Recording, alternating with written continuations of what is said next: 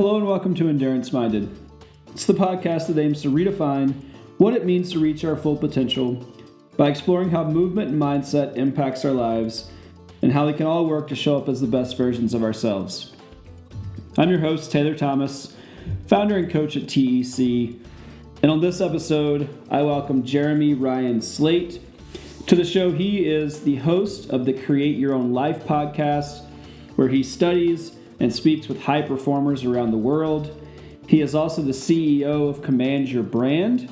Command Your Brand is a new media public relations agency designed to help entrepreneurs share their message by leveraging podcast platforms. He is also the author of the best-selling book, Unremarkable to Extraordinary: Ignite Your Passion to Go from Passive Observer to Creator in Your Own Life. He is also a previously professional power lifter. So Jeremy's depth and breadth of experiences and expertise, suffice it to say, are wide and very diverse. And this made for an amazing conversation. Jeremy and I hit it off from the start. Tons of intersections and things we're passionate about, everything from athletics and sport to entrepreneurship to what it looks like to take control of your own life. And we cover lots of different topics, but really at the core, what we talk about is how to really be in charge of your destiny. What does it look like to use Jeremy's title of his book, to go from unremarkable to extraordinary? How do you channel adversity and use it as strength? How do you find your passions, and what does it look like to follow them? How do you balance your ego when you're leading others and looking to leverage your strengths and build things that are impactful and make a mark on the world? And Jeremy has a ton of experience overcoming different obstacles, thinking about things critically and dynamically, and we lean into to all of those pieces and more in our conversation. And so if you're someone who is struggling to understand what it looks like in your own life to map out your path, or feel like you're maybe falling short of what you'd like to be or who you'd like to be or what you'd like to accomplish, if you're someone who is wondering, what does that path look like for me? How do I identify my passions and my strengths and what I care most about? This episode is for you. Jeremy and I touch on all those things and more. We unpack the nuances of what it looks like to excel and to be a leader and to think differently about complex problems and the solutions to those problems. And we come at that from all different angles, like we always do on Endurance Minded, through the lens of personal development, growth, leadership, entrepreneurship, physical health, mental health. And because as we know, it's not just isolated to one area of our life. All of these things are interconnected as we work to pursue our passions, to accomplish our goals, to show up as the best versions of ourselves, and really work to accelerate the impact that we make on the world. So if any of this resonates, then this is the episode for you.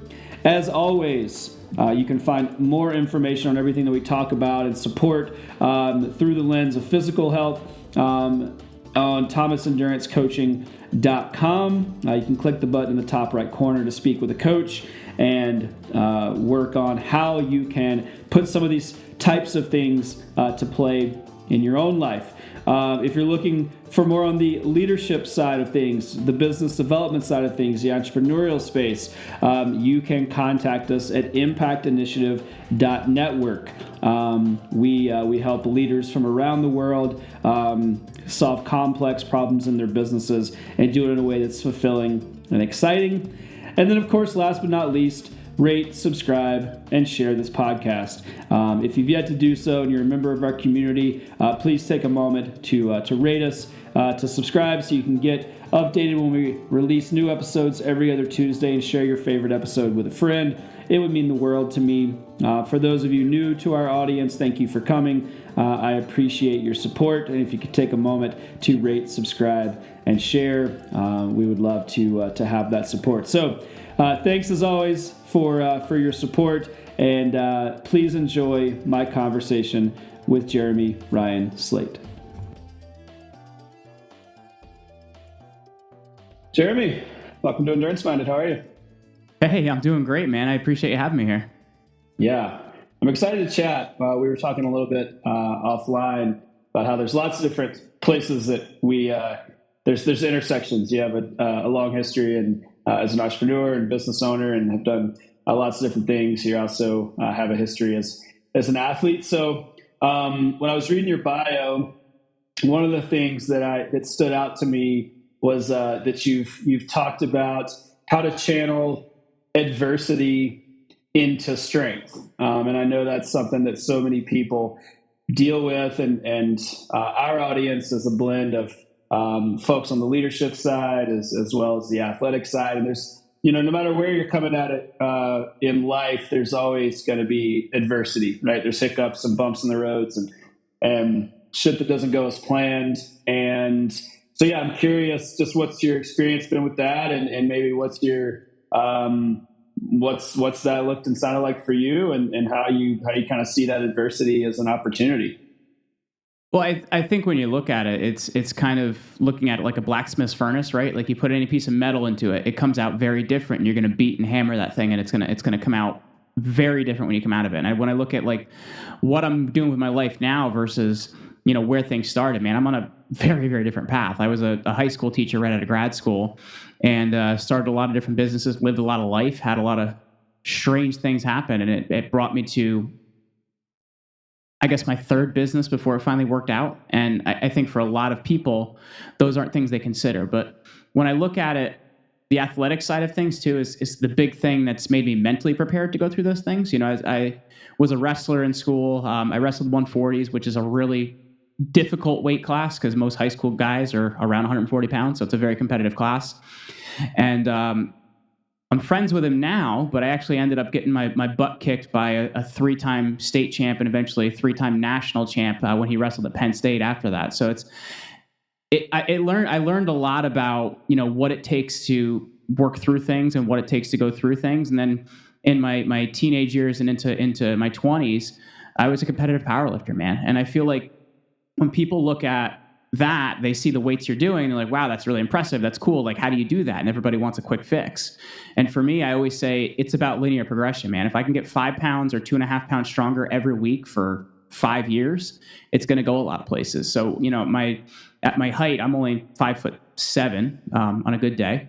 And I was 217 when I competed. I was bench pressing 455, deadlifting 635, and squatting 705.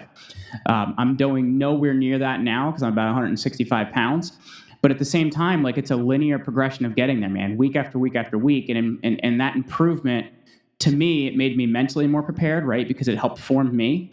And it also made me physically more prepared. And I think that's something I've brought to every single thing I've done, where I'm looking at, what are the right way markers? What are the things that are going to teach me I'm at least going in the right direction? Because I'm not afraid of failing, man. I will charge headlong into something that I know isn't going to work out because I look at what I can learn from it.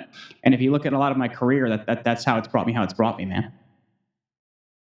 What was it about that, or maybe the better question is, how do you stay connected to that process? Because when you step back, you're like, yep, 2.5 pounds a week, or yeah, I'm excited about failing. This is good. But when you're in it's slow, and it can be a grind, and that's what derails a lot of people. Is it just takes so damn long to really see progress. And so, what was it about that just kept you excited, or I don't know, how'd you stay connected to that when you knew it was going to be slow, or you knew it's going to fail?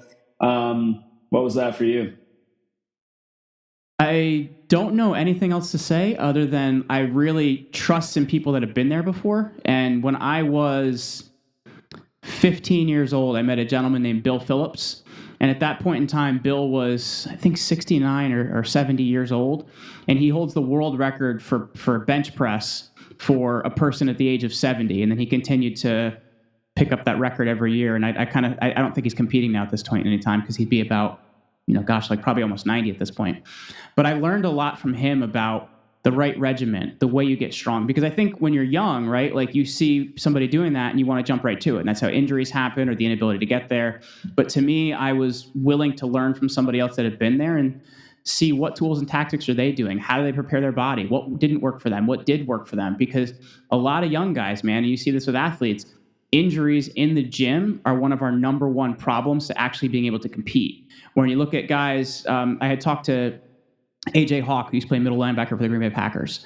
And I said, what's different about playing in your 30s versus playing in your 20s? And he said, well, in your late 20s, you learn to listen to your body a lot more. And I think as an athlete, you don't have that early on. So if you can find somebody that's going to help you understand that a lot sooner in life, you're going to do a lot better. Like, I tore my ACL at 19. Other than that, I've had no major injuries in my lifting career.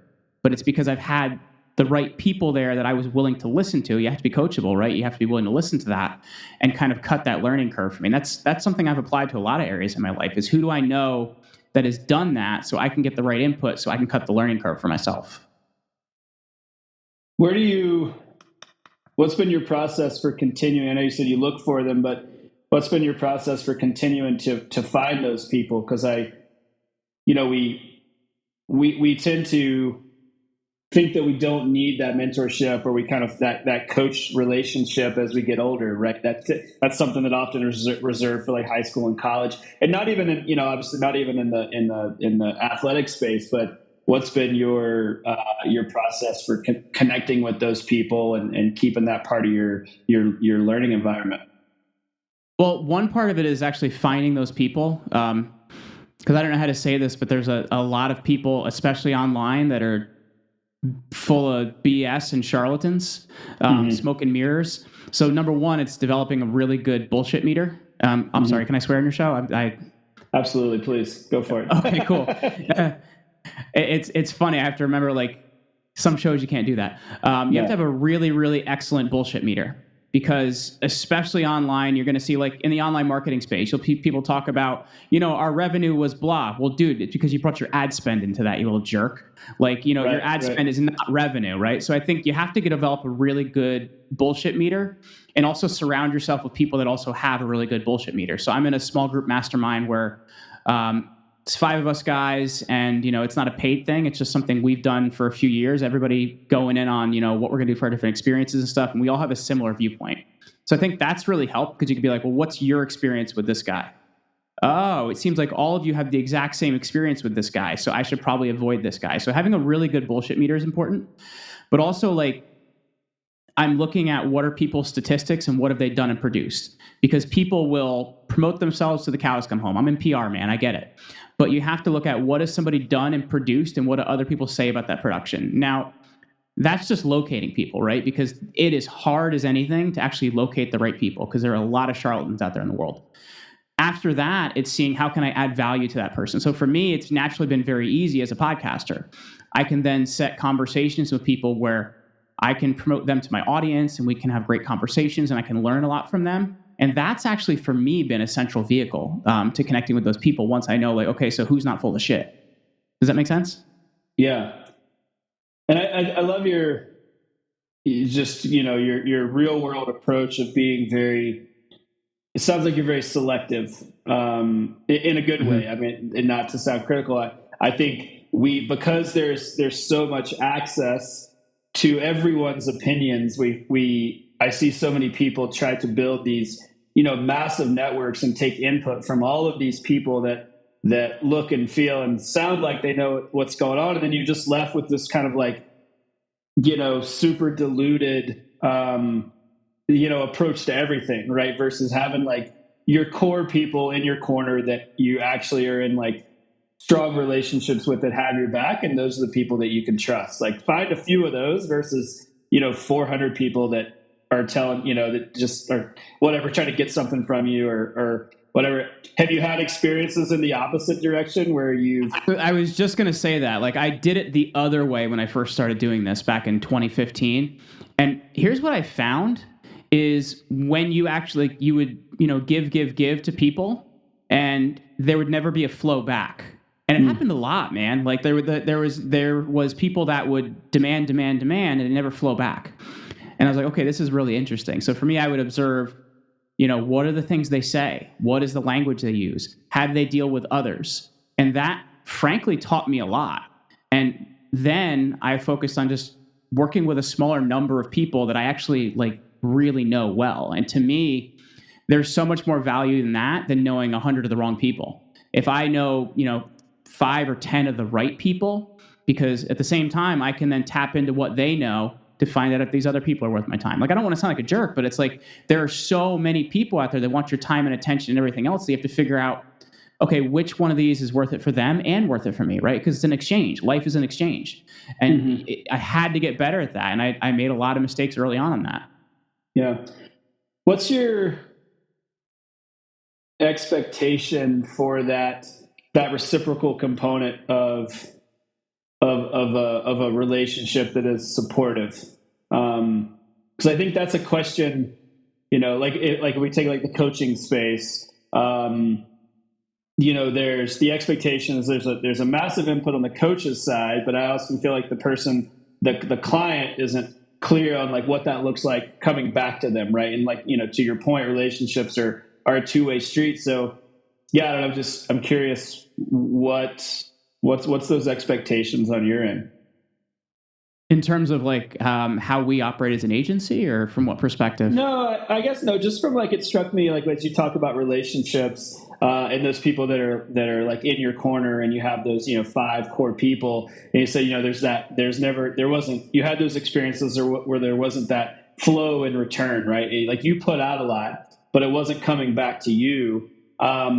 What's that part that's coming back to you look like? Like as you refined your process and knew who to look for, or knew what you wanted out of those relationships, what's your expectation for what that return looks like, right? Because we can give, especially in like you said, from like a PR perspective or media, or there's so much content that we can put out, but we do want that support coming back to us. So just as someone who's been through that before on the negative and the positive side, I'm curious what you look for in that reciprocal return on your end. Well, sometimes it's money, sometimes it's goodwill, right? Like, like we've sent a lot of business to a lot of people that will never either flow business back to us or even pay us for a referral. So like that's the simplicity of it as well, is figuring out like, can I help you and can you help me? I think that's also really important. I would say another part of it is, are we helping each other to get better? Or is one of us looking for the other to help them survive, right? Like when you look at a relationship, are both people adding to it in such a way that we can improve together and we can get better together? But I think a lot of relationships, you can look at it, there's one person that looks at the other person almost to give them a license to survive.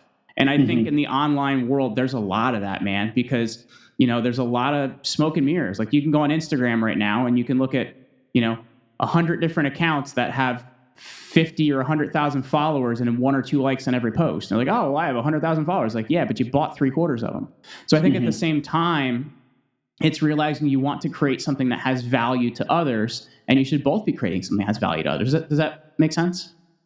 Yeah, for sure. And that's so much in alignment with kind of how I see things. I believe in like, in putting things out there that you believe in, and making sure that you're in alignment with like your value proposition and your mission and vision, and then aligning yourself with people that just support that in whatever way makes sense for them, and like you said, it's going to be lots of different things, but I think that's important too, because wouldn't you have somebody know up front this is going to be a good relationship, or would you rather have them down the road say, God, I want out of this party? So it's to me, be upfront with who you always are. And actually, one of the big things that we did this year is we've been in business for 7 years, but we never had a brand standards manual, and that was actually something we really sat down and wrote. Like, how does the brand think? What does the brand believe? What does the brand feel? Because at the same time, like even when you're bringing an employee on your team, like you want to know that this person is really on your team. And I think the only way to do that is to fully have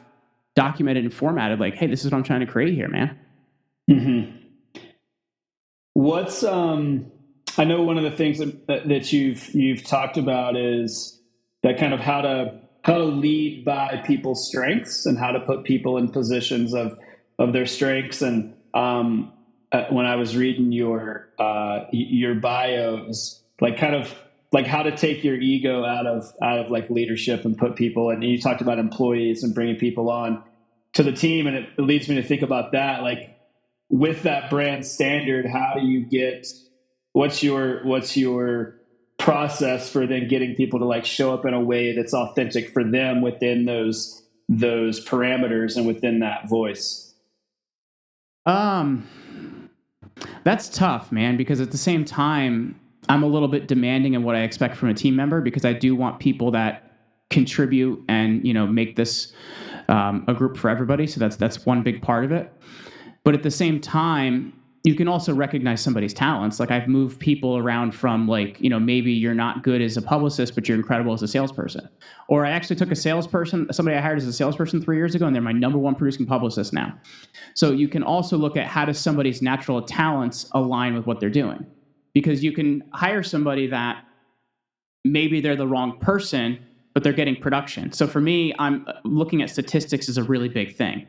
Like, are they doing the right amount of effort to get the product I want? Yes. Are they not able to get the product? Okay, cool. So maybe there's a process they don't get, or something they don't understand.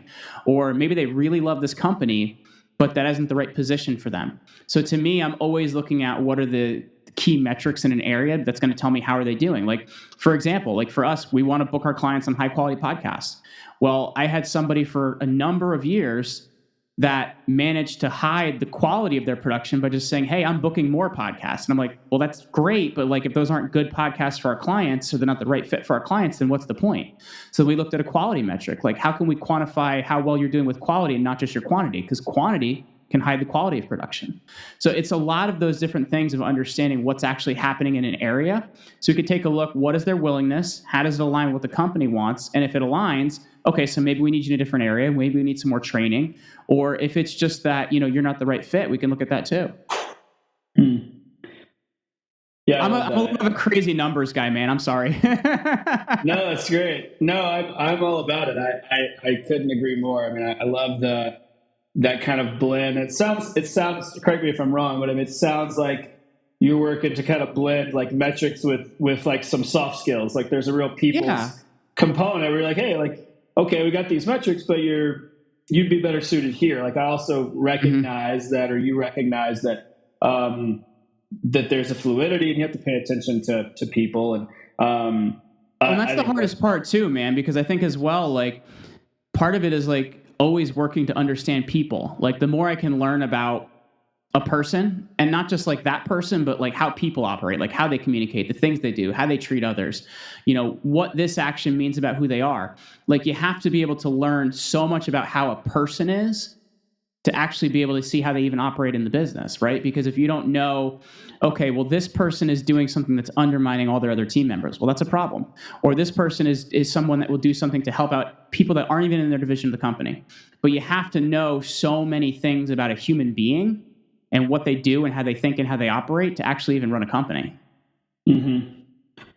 How has your own podcast helped with that? Because I know you're interviewing high performers and executives and some of the greats in the world. I'm curious how that's informed, different parts of your life.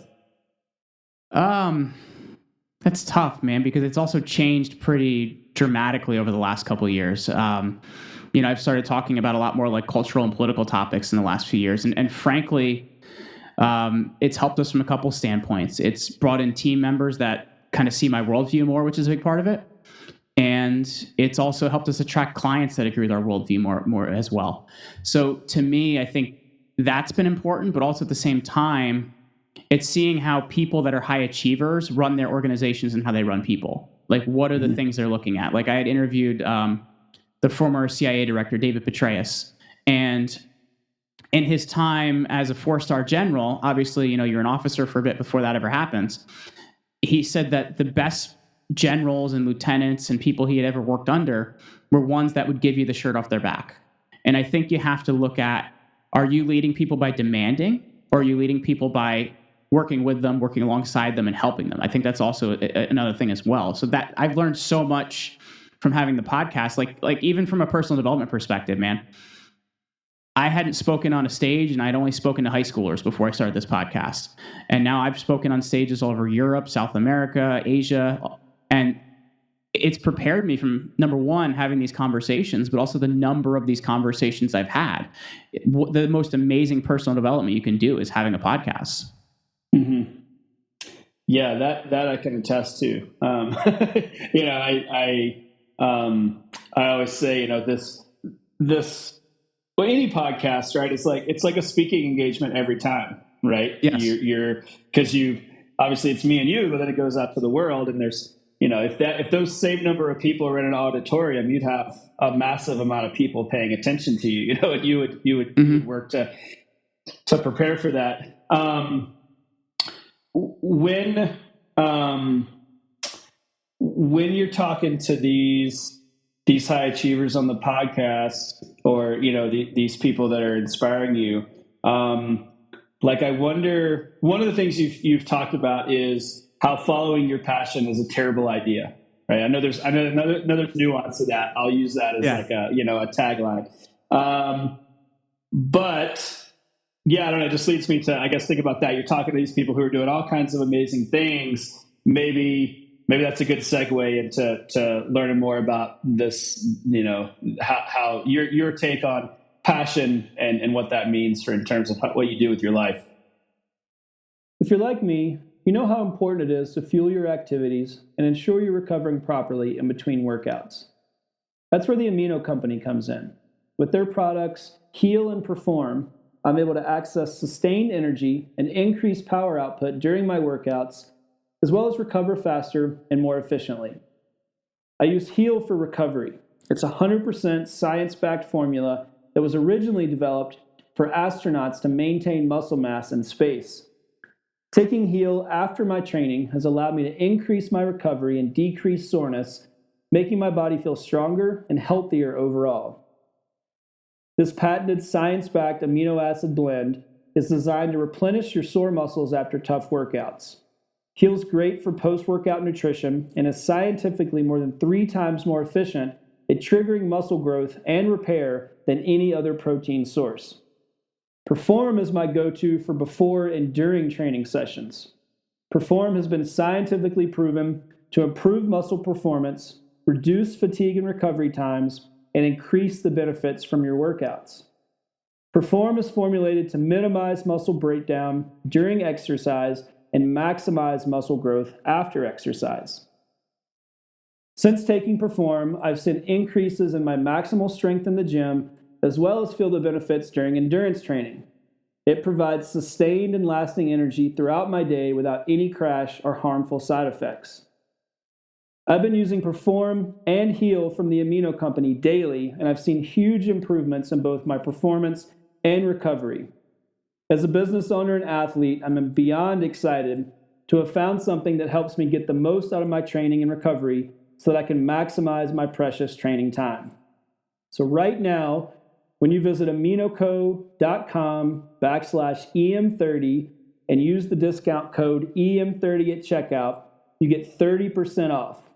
So if you're looking to take your recovery to the next level and try science-backed products designed to boost your performance by up to 3 times, then visit aminoco.com/EM30 and use the discount code EM30, that's EM30 at checkout, to get 30% off plus a free gift with purchase.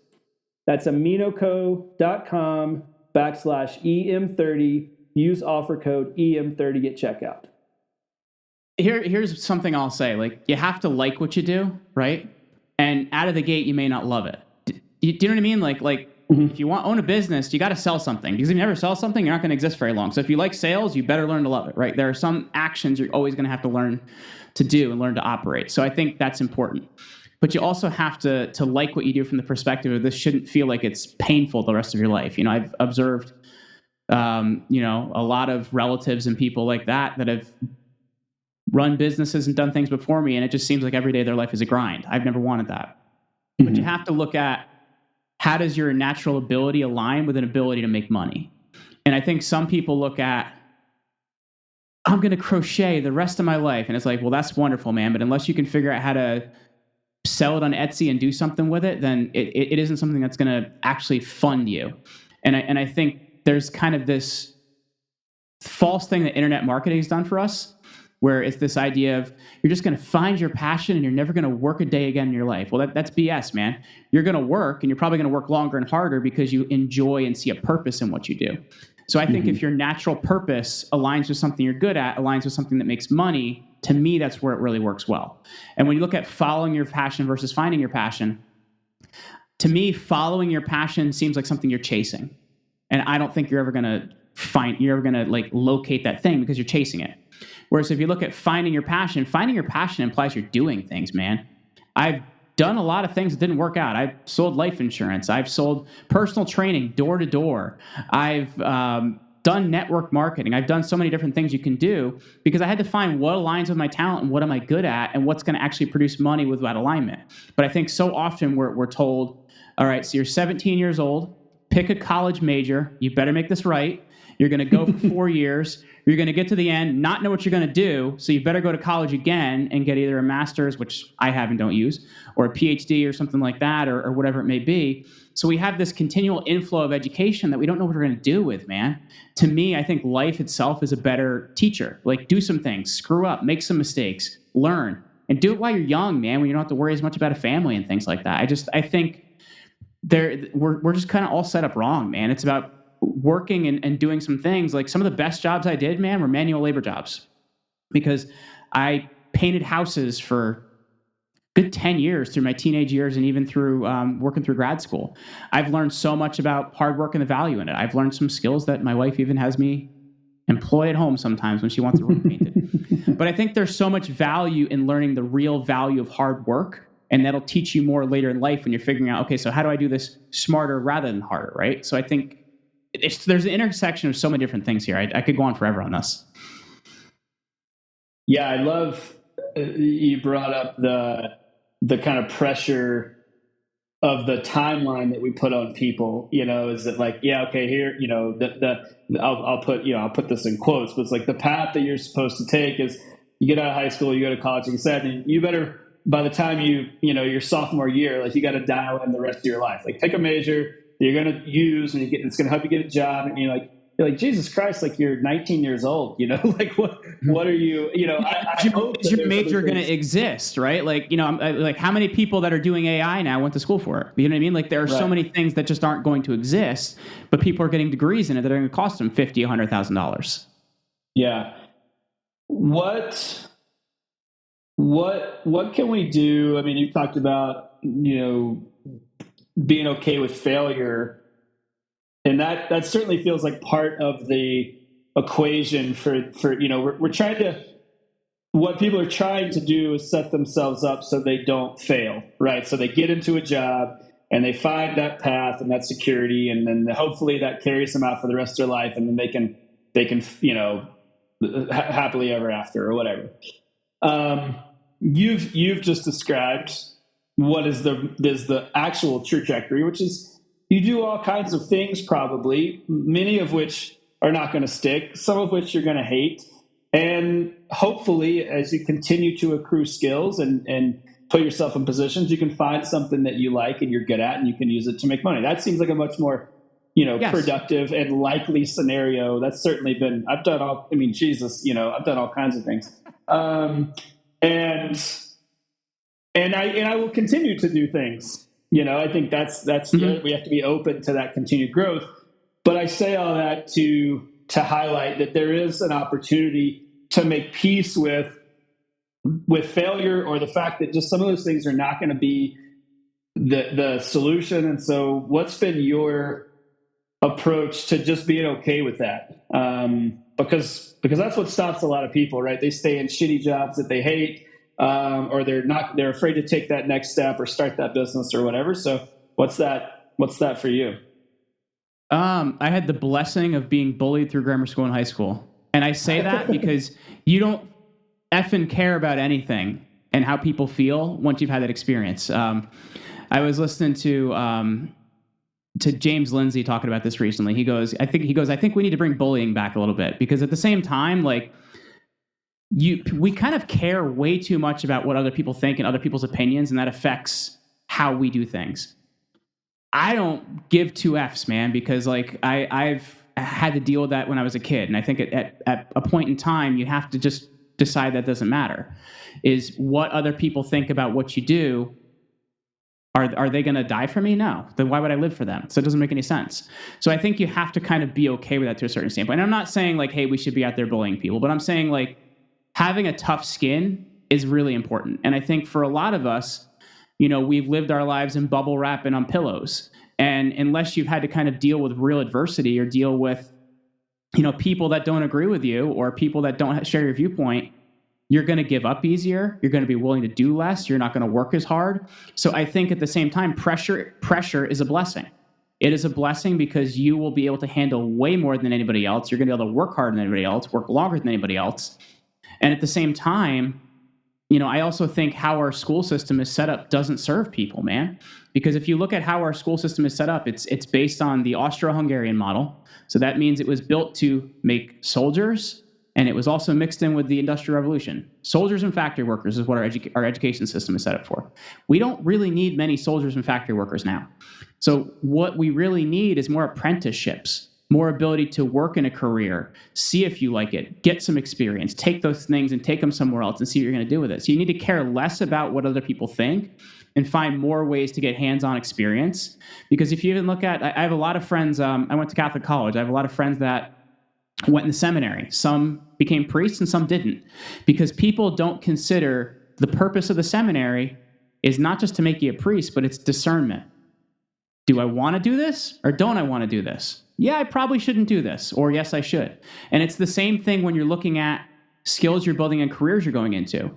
If you get to the point like where I did, where I'm like, all right, I'm a school teacher. This is the thing I would always wanted.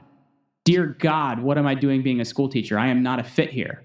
But to get there at 25 and realize, I've spent a lot of time preparing for this and I failed now. We need to figure that out a lot sooner, and we need to do it through life experience, man. Yeah, I was reading something the other day, and it was, we're actually not stressed about the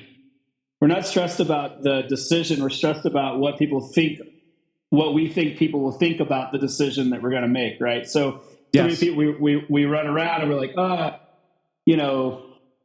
I'm stressed at work, or I'm stressed, my physical health isn't where I want it to be, or, mental health or whatever.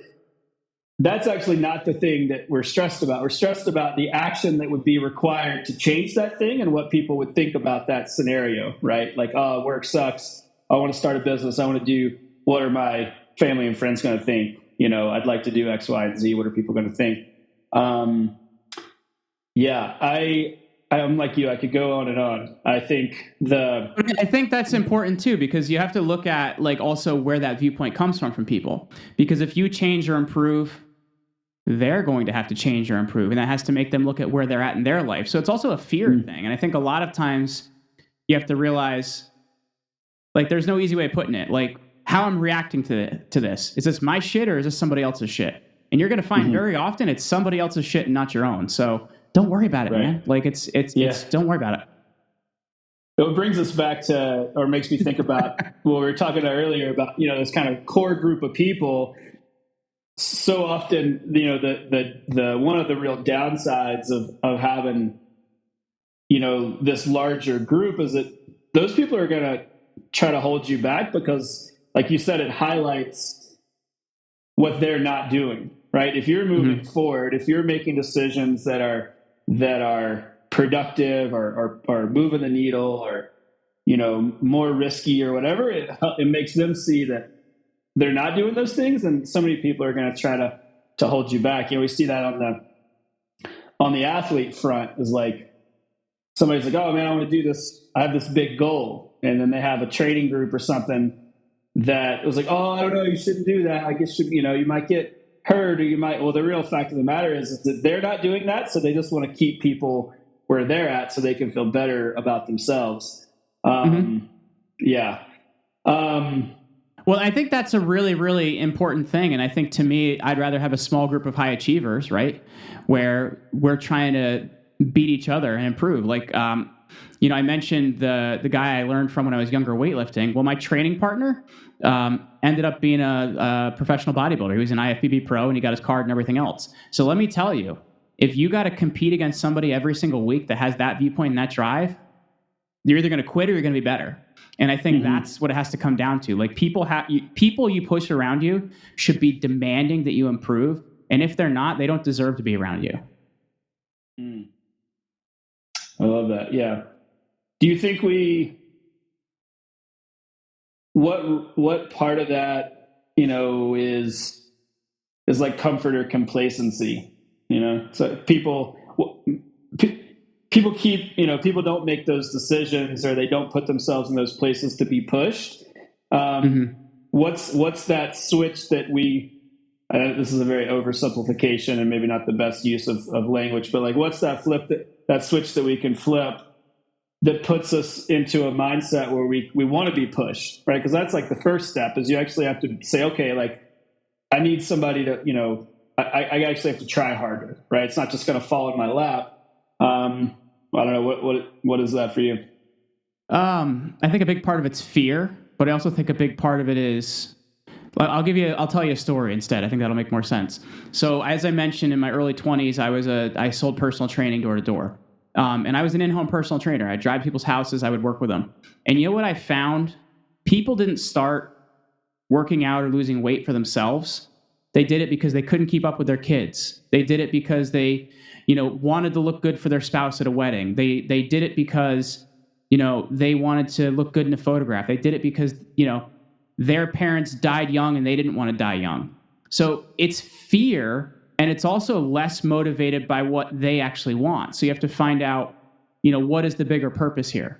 And often when you can find, like, for a lot of people, they don't change a lot of times until their failures in their business are affecting their kids or things like that. So you have to take a look at, how much does this matter to you and how deep does it matter to you? If it's just surface level, man, you're not going to do anything.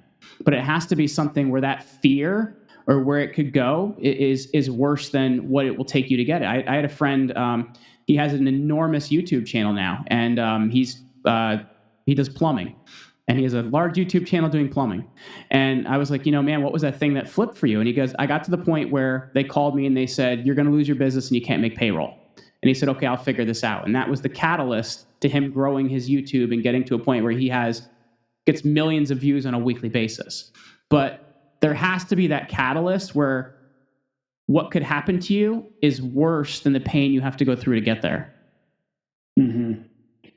It's like that deeper why, it's always, we start with that surface thing. We're like, I want to make money. I want to look in shape. I want to, right. It's always that thing at the top. And you're like, no, like, it's like that thing will go away, right? Or that's not really it. There's some primary. People need to learn how to ask questions like my 2-year-old. Daddy, where are we going? To your grandmother's. Why?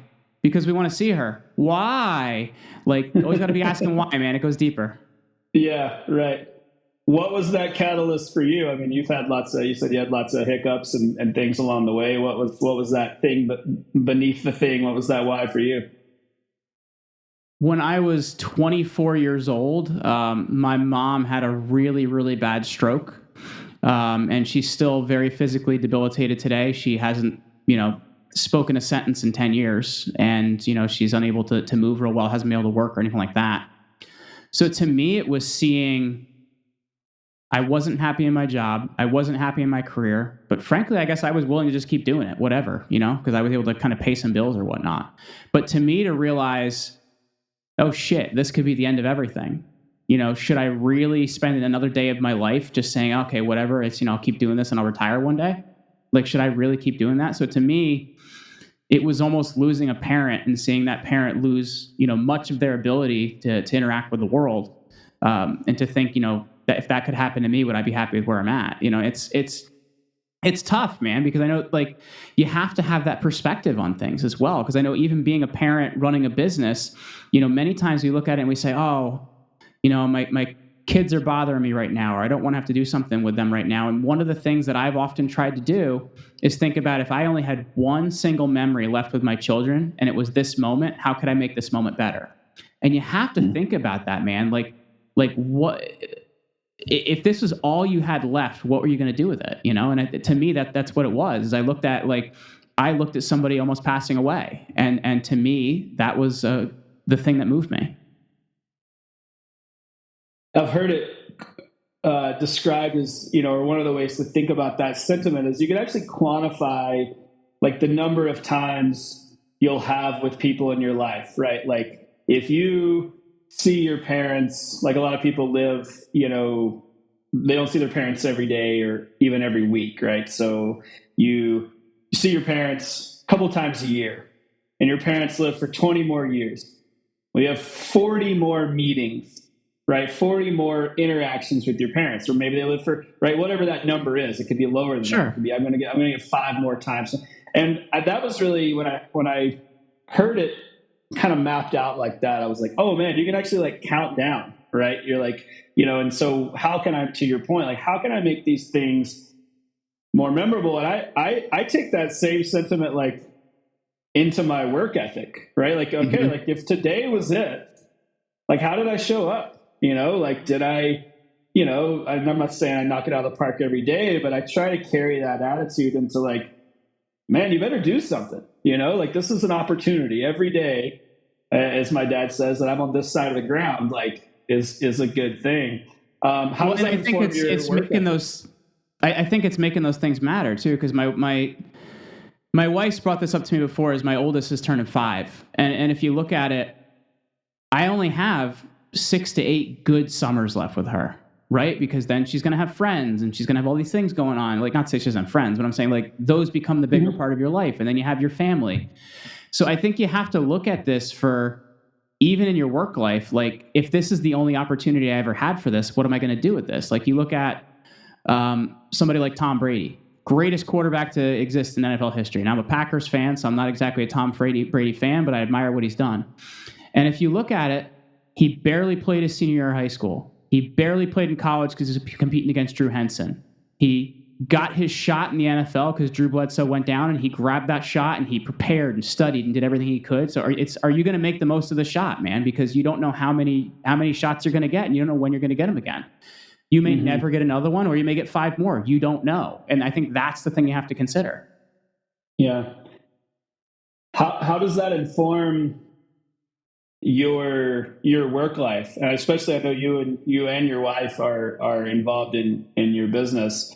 I mean, I hate the word balance, but in whatever that it doesn't exist. It doesn't exist. I agree.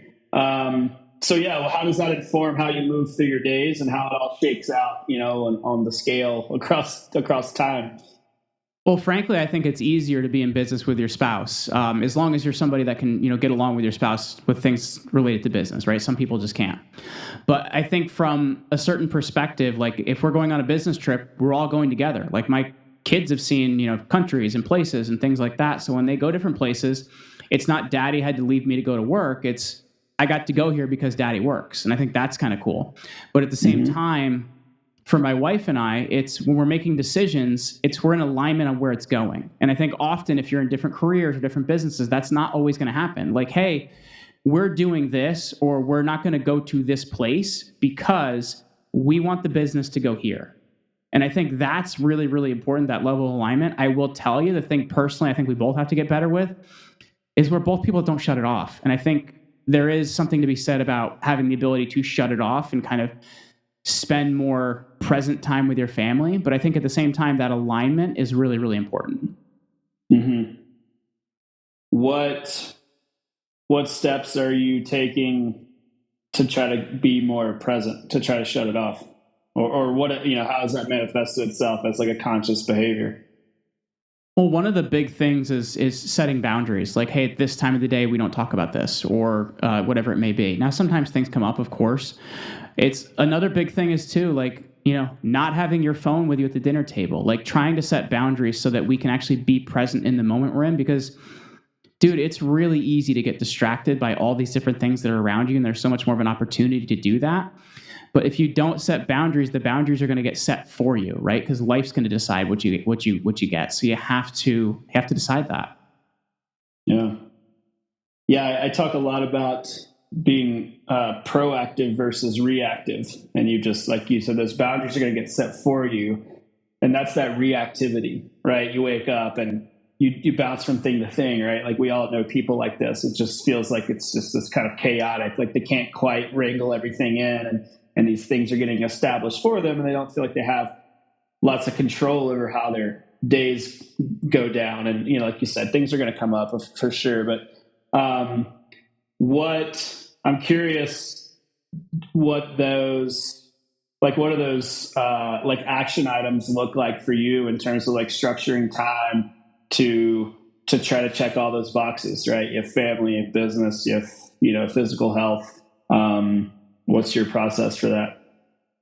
Well, the one thing I've done is I work out early in the morning. Now, when I say early in the morning, I'm not a Jocko Willink 4:30 guy. I like sleep a lot. But for me, like I'm up at 6:30 and I go do my weights first. My wife actually likes to go on runs with me, so do weights first, come back, she'll go on a run with me, and then we'll go to work from there. So getting fitness out of the way first has been really, really important.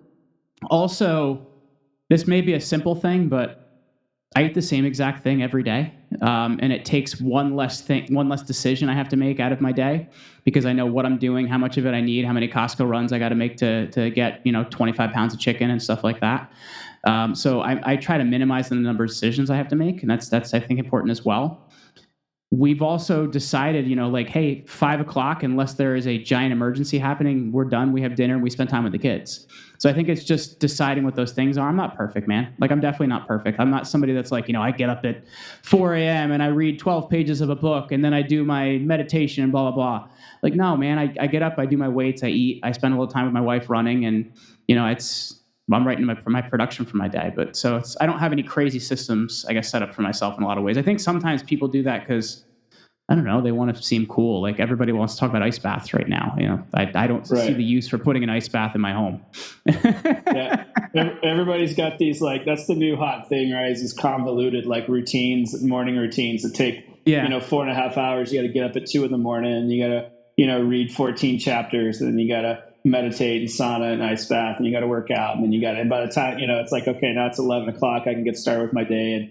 And, it's refreshing to hear you take a much more realistic approach in my mind. I'm like, I got shit to do, man. My friend Tony Watley, who he's actually he's in my mastermind, that we're in a mastermind together, and he's probably one of the best coaches that I know for how he works with people. And he always likes to say, your favorite influencer didn't get successful by doing weird shit. They got successful and then started doing weird shit. So copying them is not going to make you as successful as them. Right.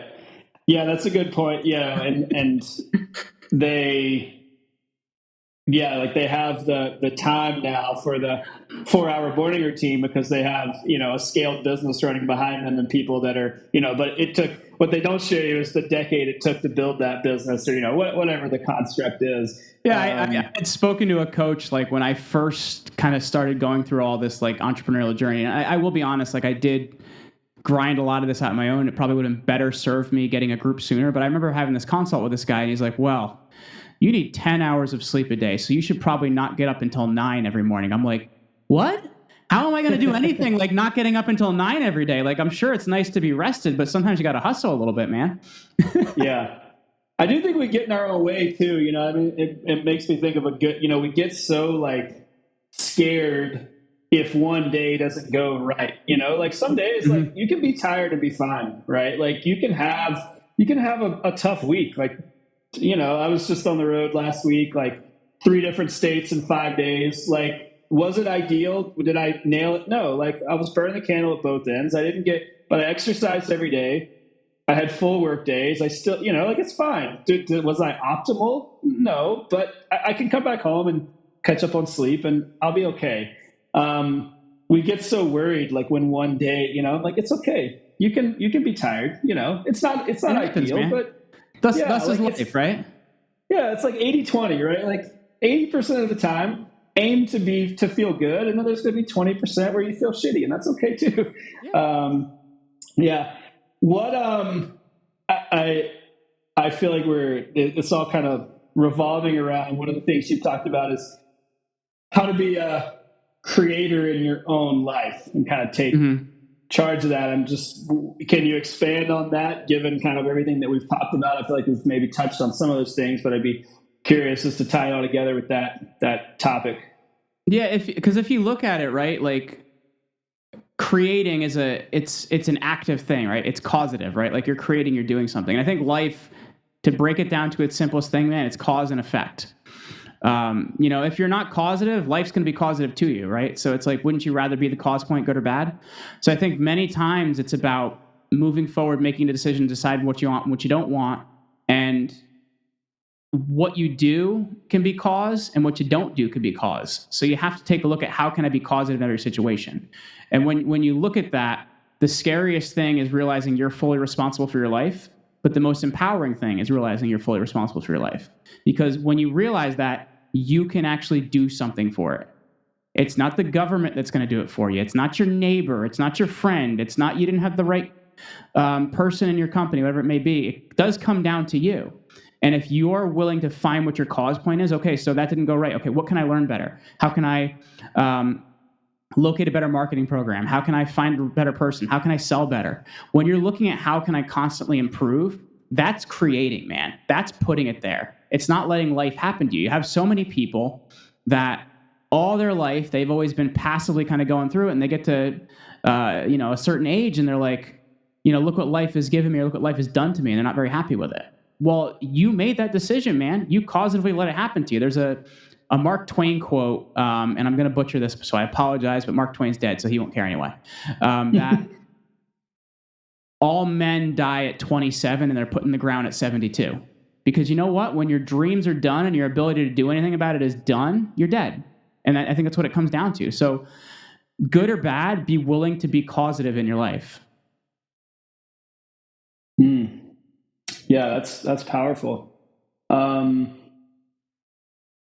What's a tactical step? I mean, what can people do to recognize that? Because there is, I agree with you, but then there's also the very real fact that most people aren't going to take that next step, right? Or they're not going to be introspective, or they're scared to be introspective enough to say like, oh man, this is on me.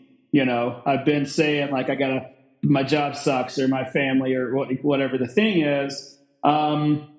What's the shift? Is there an inflection point or something that people can move on or focus on to actually get out of that and start to move in a direction? I would say worry less about how you feel and worry more about the data. Meaning like, if I didn't take enough, actual action, like let's say I know that I need to get a sale, but I take 2 phone calls. Well, you obviously didn't take enough action. So to me, I would take a look at what things can you staticize about what you're doing. Because so many people are like, oh, I feel like blah, or I feel like blah. I can't quantify your feelings. So to me, like I look at things I can quantify, measure, and control because I can improve on that. So I would look at when you're trying to achieve something, no matter what it is in your life, what are those key metrics? What are the key things you can notice about it? What are the different things? Like, sure, I'm not saying feelings don't exist, but I'm saying so many times people try to operate in their life by how they feel about things. And sometimes your feelings are good and sometimes they lie to you. So you need to look at data and you need to find out how you can quantify things. So to me, I'm always looking at how can I quantify what I'm doing. That's why I love the gym, man. I'm that crazy little bastard with his notebook that writes down everything. And, sure, I did 5 reps, but that last one was a half rep. So I need to write that down because I can improve on something I can quantify. It's very, very hard. And I get it. Like relationships, I got lucky. I'm not but I will say outside of my marriage, I'm not the best relationships person because I'm more about quantity and I know relationships are more about, feelings. But to me, I'm looking at things I can put numbers on because I can improve those things. Mm-hmm. Yeah, I think I talk about that a lot with like the difference between like motivation and discipline, right? Like motivation is a feeling, and it's great when it's there, but it's not something you should rely on, right? Because it will also let you down. And so developing actual skills, things that you can come back to your point, like a data set, say, yeah, I know that if I show up in the gym 4 days a week, I get better.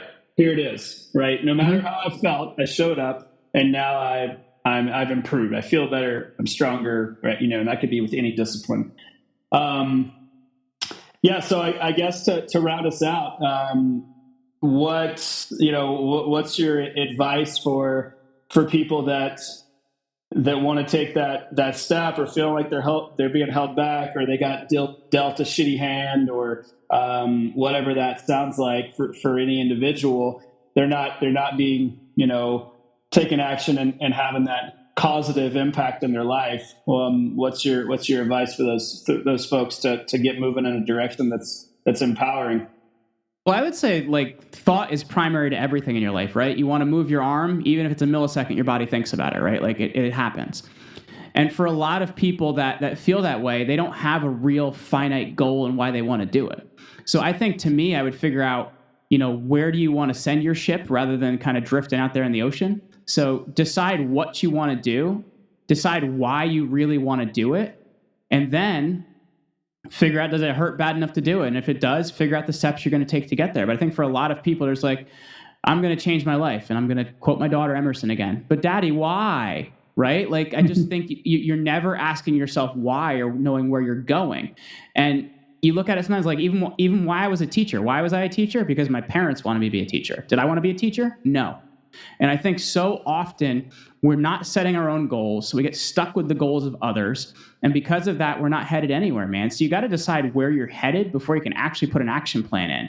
And many times, if you want to say something, I would say, take a look at where you are in your life and ask yourself, is this the goal I had for myself, or who does this goal belong to? And I think if you can start to take a look at who the goals you're running belong to, and you find they're not yours, well, that's a great place to start. And then I would say, where do what goal do you actually want? And it can be something small, but you got to start somewhere and take a look. Are these goals and hopes and dreams, are they mine? And if they're not, you got some thinking to do, man. I love that. That's awesome. That's a powerful place to end on. And thanks, Jeremy. This was a blast. I appreciate your time. Hey, thank you so much for having me, man.